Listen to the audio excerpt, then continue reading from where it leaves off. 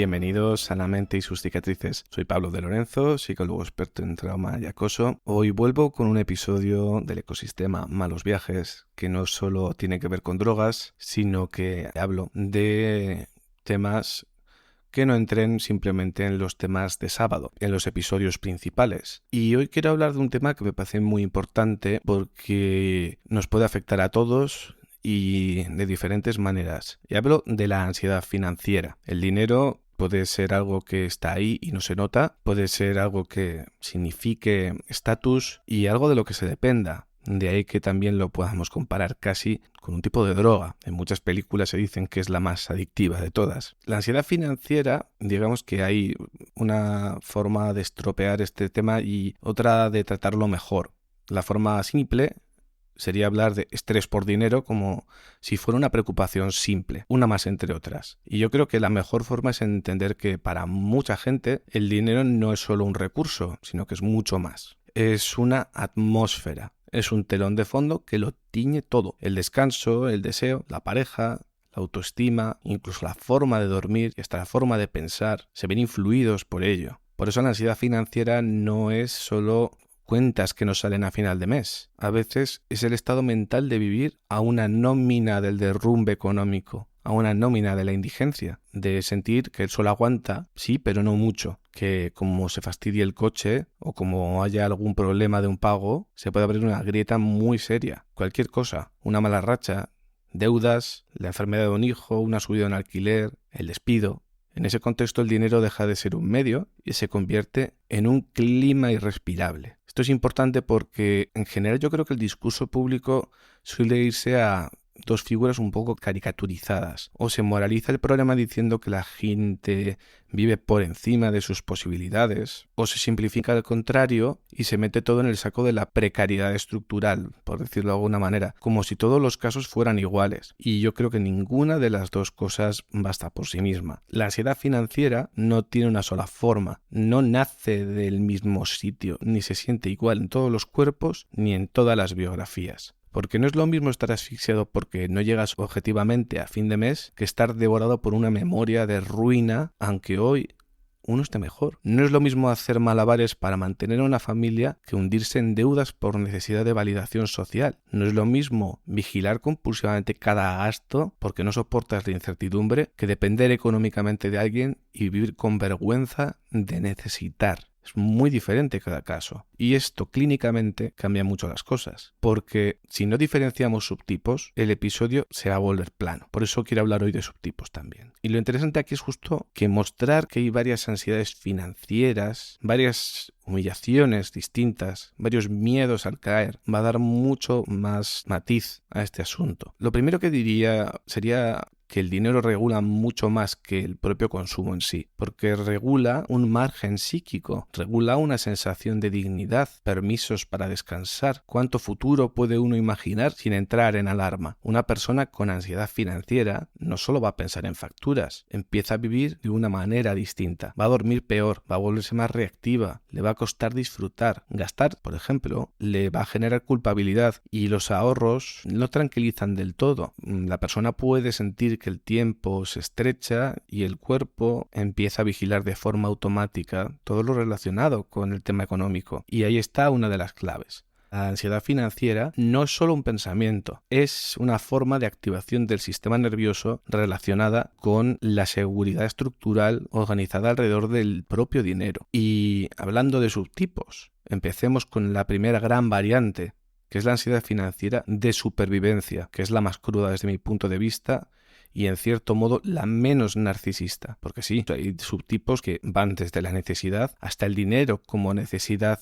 de supervivencia de una fachada. Pero en este caso, en la ansiedad financiera de supervivencia, la amenaza es real. No hablamos de alguien que teme perder nivel de vida. Hablamos de alguien que teme no llegar, en el que piensa que el alquiler, la comida, la gasolina, perder su nivel de vida está en juego. Hablamos de alguien que teme que las facturas, el trabajo es inestable, que los cobros tardíos, deudas arrastradas puedan llevarle a algo insostenible. Aquí la ansiedad no es una exageración psicológica, es una respuesta normal ajustada a una fragilidad objetiva. Y es que este punto me parece muy importante porque a veces se psicologiza demasiado la pobreza o la precariedad y no todo se arregla con regulación emocional. Es que no todo es psicológico, el contexto influye. Si una persona vive realmente al borde, su cuerpo no está delirando cuando entra en alerta, no está exagerando nada, es que hay un riesgo real, está respondiendo a una amenaza. La clínica aquí no consiste en decirle a la persona que piense mejor y entonces estarás bien, es que no llegas a fin de mes, no tienes recursos, estás angustiadísimo o angustiadísima. Es que esto consiste primero en reconocer que el organismo está haciendo una lectura razonable de la situación. Alguien que tiene ansiedad financiera de supervivencia y está angustiada, es que tiene lógica que esté angustiada. Decirle vive el momento y vive el presente le puede hasta generar rabia, frustración, porque dice debería ser feliz, pero es que la realidad se impone. Lo que sí que va a ocurrir también es que esa exposición prolongada a la amenaza acaba colonizando funciones muy básicas. La persona no solo va a calcular, sino que va a anticipar catástrofes. Se le va a estrechar el horizonte temporal.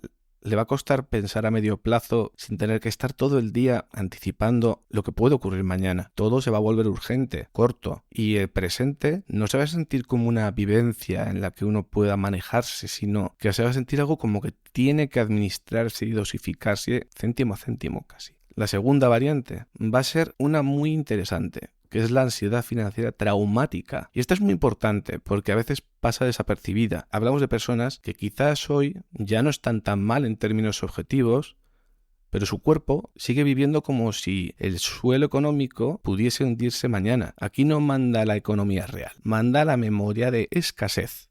Pero la memoria, al fin y al cabo. Gente que creció con impagos, padres caóticos, que vivían amenazas de desahucio, humillaciones por dinero o dependencias económicas importantes, escenas domésticas donde el dinero era un sinónimo de miedo. En estos casos el problema no es solo el balance actual, es que el sistema nervioso en el pasado aprendió una verdad muy concreta, que la estabilidad es frágil y que la caída puede llegar en cuanto menos lo esperas. Y esto se va a notar mucho. ¿Por qué? Porque la persona no disfruta de la mejora, la va a administrar con pánico. Aunque esta persona tenga algo de colchón, no esté como en el primer caso, a una nómina de una dificultad brutal, vive como si no bastara. Aunque objetivamente no esté al borde de la crisis, el cuerpo sí cree estarlo y eso produce conductas que son muy reconocibles. Esta persona revisa cuentas de forma compulsiva, culpa intensa al gastar, no se va a poder relajar, por ejemplo, en vacaciones, no va a poder disfrutar de parar, va a tener una sensación de que cualquier lujo es una traición a una historia de carencia, como si fuera malgastar o hacer ostentación absurda. Aquí el dinero no activa solo preocupación, va a activar memoria corporal. Trauma. Y esto es muy importante verlo, porque puede ser una consecuencia de haber vivido el primer tipo. Vamos a por la tercera variante, que es la ansiedad financiera por rol y responsabilidad, porque esta variante tiene mucho peso en adultos que sostienen a otros, padres y madres autónomos, gente con negocios, personas que mantienen una casa, padres mayores, hijos, hermanos o parejas que dependen de ellos y de ellas. Aquí el problema no se reduce a me preocupa el dinero. La frase interna es distinta. Es si yo fallo, cae más gente conmigo. La responsabilidad tiene mucho que ver con el miedo a fallar a los demás. Aparece culpa, aparece autoexigencia, la fantasía de no poder enfermar, de no poder descansar, de no poder bajar el ritmo. La consecuencia en este caso es dura. El dinero deja de ser un asunto económico y se convierte en medida moral del propio valor. No solo temo no llegar, temo convertirme en alguien que no ha estado a la altura. Esto tiene mucho que ver con el estatus o el rol de proveedor o persona que provee. La cuarta variante es la ansiedad financiera por estatus y validación. Aquí sí que hablamos de cierto narcisismo, porque esta es distinta. no conviene tratarla con desprecio, porque aquí no siempre hay carencia objetiva. Lo que hay es una deuda que es creada por la imagen, la comparación, una necesidad de pertenencia o compensación narcisista, pero no un narcisismo grandioso, sino compensar porque uno necesita que le admiren de alguna manera. Y aquí hablamos pues, de coches que no se pueden sostener, bodas sobredimensionadas, pues, con canapés de langosta, cuando realmente no tienes ese dinero. Gente que se compra ropa que no puede permitirse, viajes a Bali, Japón, financiados, pero que luego le llegan las deudas al cuello. Y en general, vivir por encima del margen real. O sea, no se gasta solo para vivir, se gasta para sostener una versión de uno mismo. Y esto importa porque cuando esta estructura se tambalea, no va a doler solo la deuda, va a doler la caída del personaje que se estaba impostando. Se va a sentir expuesto, avergonzado. Y va a doler mucho la sensación de haber comprado una identidad a plazos, como metáfora. Yo aquí evitaría el moralismo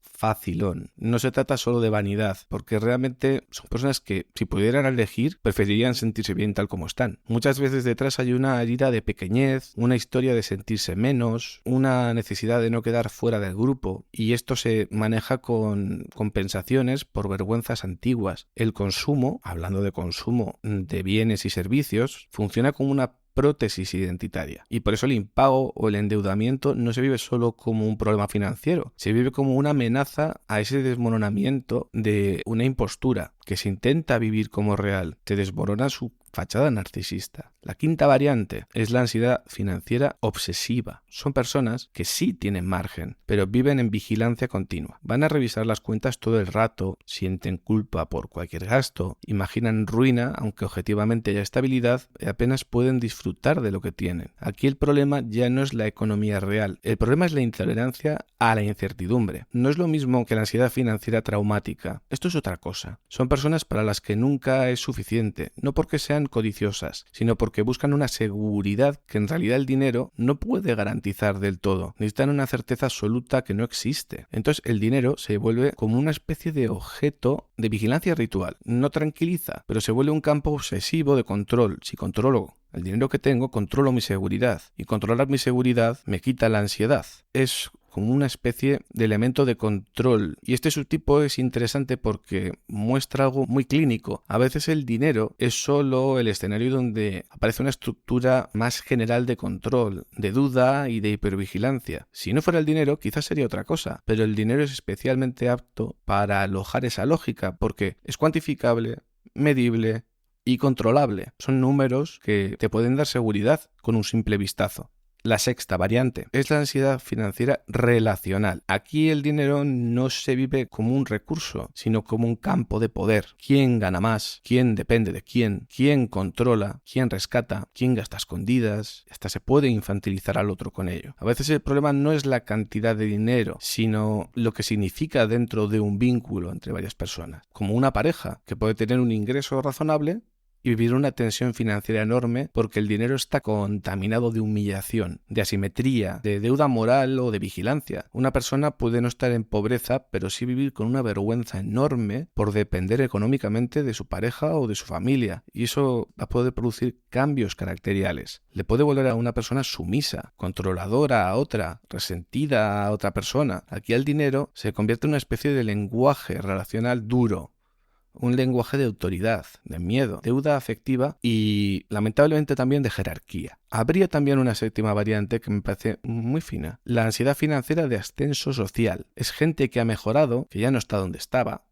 pero no consigue evitar la mejora con serenidad. Vive con un miedo constante a perderla y tener un retroceso. No disfruta el ascenso, lo administra como algo precario y como si estuviera alquilando una vida que en el fondo no siente como propia, como si estuviera usurpando algo que se va a caer en cualquier momento. Y esto puede pasar mucho en personas con movilidad social, especialmente cuando el origen puede estar muy marcado por carencia o vergüenza. El éxito no es metabolizado como seguridad, sino como algo reversible, aunque en realidad no lo sea. La persona tenga el trabajo, por decirlo así, entre comillas, garantizado, haya podido ahorrar, pero se vive como un privilegio bajo amenaza. Y entonces aparece la sensación de ser impostor social. Otra vez, también la dificultad para gastar sin culpa, no poder relajarse del todo y una sensación de que en cualquier momento alguien o algo le devolverá al lugar del que salió. Ahora bien, más allá de los subtipos, vamos a encontrar mecanismos comunes. Dejamos atrás los subtipos, son muy interesantes para mi parecer, pero ahora vamos a ver mecanismos que están en común entre todos ellos. El primero es el estrechamiento del horizonte temporal. Cuando hay ansiedad financiera, el futuro no se va a planificar, se va a temer, y eso cambia mucho el matiz. La mente se va a volver más cortoplacista, y no porque la persona carezca de inteligencia, sino porque la amenaza consume toda la capacidad prácticamente de razonamiento que puede tener la persona. Es decir, como si consumiese el ancho de banda de la red. El segundo punto en común es la captura atencional. Todo se va a filtrar. ¿Por cuánto cuesta? ¿Falta? ¿Qué pasa si falla? ¿Y qué puede romperse? Aquí la atención va a perder una libertad muy importante porque está colonizada por el riesgo. Si la atención está secuestrada por el riesgo, uno no se puede parar a disfrutar. El tercer punto en común es la vergüenza. Y esto es clave. La ansiedad financiera no solo es miedo, muchas veces es una humillación que se vive anticipada, como miedo a quedar mal, a tener que pedir, ser visto como un fracasado, inmaduro, irresponsable, dependiente o sentirse pequeño. Y esto al final duele mucho. Bueno, ya solo con la anticipación duele. El cuarto es la comparación social. No se sufre solo por lo que falta, sino por cómo se queda frente a los demás. El dinero en muchas culturas no se va a medir solo como acceso a recursos, también mide posición y cuando ésta se tambalea, se activa también la vergüenza de clase, de estatus o de pertenencia. Obviamente hay en las que esto es más llamativo o menos, pero en general suele estar de una manera o de otra. El quinto punto común es la pérdida de agencia, de capacidad de control de su propia vida, de manejo de su propia vida, porque la persona siente que trabaja, calcula, hace recortes, números, pero nunca termina de salir del mismo sitio mental. Esto desgasta muchísimo, no solo porque agota, también deprime. Esa energía que gasta en todo esto, de organización, de cálculo, de recortes, no encuentra una recompensa clara y el esfuerzo se convierte en un intento constante de estar drenando un barco que parece que se está hundiendo. El sexto punto que estaba conectado con la atención es el deterioro del placer. En estas personas gastar da culpa, ahorrar viene del miedo y descansar da ansiedad porque si descanso igual estoy haciendo algo malo. Disfrutar se vuelve difícil porque siempre hay una voz interna diciendo que quizás uno no debería, que no es lo que toca, que uno está siendo imprudente. Y el dinero ya no es solo una variable económica, es un dictador interno que dicta tu descanso, tu valor como productor. Y aquí hay una idea que me gusta, que es que el problema no es solo llegar a final de mes. El problema es vivir con el sistema nervioso permanentemente a fin de mes. Es un matiz muy importante y esto resume bastante bien el núcleo de lo que quiero transmitir y también deja ver por qué no conviene dar salidas generalistas demasiado rápido. No todo se resuelve igual. La ansiedad financiera de supervivencia necesita, además de apoyo psicológico, una estructura material real. Asesoramiento, red y a veces intervención social. No podemos decirle a alguien que no tiene para comer: vive, ríe, ama. Eso no le va a ayudar. No mucho, la verdad. La traumática, hablo de subtipos de nuevo, necesita trabajar memoria de escasez, no solo los números. La de rol y responsabilidad va a exigir revisar los mandatos, culpa y una omnipotencia fatigada. La de estatus va a pedir mirar la vergüenza, la identidad y la necesidad de validación. La obsesiva, por otro lado, requiere trabajar control e incertidumbre. Y en cambio, la relacional, trabajar el poder y la dependencia dentro de los vínculos. Si no diferenciamos todo esto, el episodio suena bien, pero se nos quedaría cortísimo, simplificado. Y luego hay otra cosa que me parece importante antes del cierre. El no sufrir por dinero no significa ser materialista. Esta es una cosa que me parece un poco banal, pero está algo extendido. A veces no sufrir por dinero significa simplemente necesitar margen mental para existir con un poco más de dignidad. El dinero no compra paz interior, pero la falta de margen sí puede deteriorar muchísimo la paz mental. Por decirlo así, el tema del dinero a veces me recuerda a la salud. Sobre todo se nota cuando falta. Ahí es cuando realmente duele. Cuando uno está normal, está bien, puede gestionar el día a día, no lo nota, a menos que dependa de ello su estatus y viva de mostrar, por ejemplo.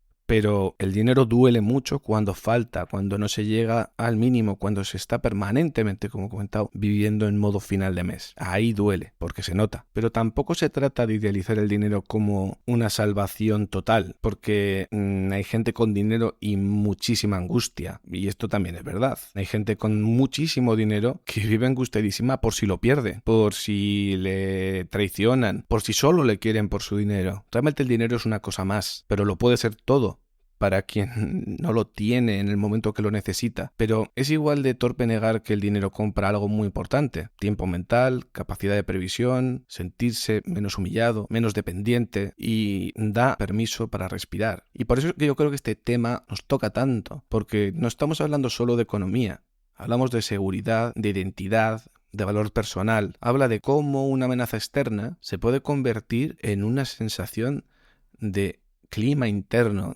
de atmósfera. Habla de cómo el dinero puede funcionar como sustento, como símbolo, incluso como anestesia o armadura, o como una forma de dominio o un campo de batalla. Y quizás la tesis más limpia que puedo sacar de este episodio es que la ansiedad financiera no es amor al dinero, es miedo a la caída, miedo a caer de nivel de vida, sí, pero también de dignidad, de posición, de identidad, de perder la tranquilidad, el margen y el valor personal. Y cuando el dinero se convierte en clima y atmósfera, la persona ya no solo administra gastos, administra amenaza, ansiedad. Y vivir tiempo así tiene un coste psicológico muy, muy serio, aunque desde fuera la vida siga pareciendo perfectamente normal para los demás, porque no viven en el cuerpo del otro, ni sienten como el otro. Y para mí este es el punto central. Recordar que este ecosistema de episodios es una continuación de la miniserie que hice, Miércoles de malos viajes, en referencia al libro Los malos viajes, los infiernos de la química, disponible en Amazon en múltiples formatos, y es muy interesante porque es un viaje a los estados más oscuros que puede llegar una persona en los momentos de consumo en forma de malos viajes, sin tener que visitar esos lugares, y es una exposición fenomenológica también de la historia de cada una de esas sustancias, de los efectos buscados y también de esos malos viajes y curiosidades. Y si habéis llegado hasta aquí, muchas gracias por escuchar, por estar ahí, y nos vemos en el próximo episodio.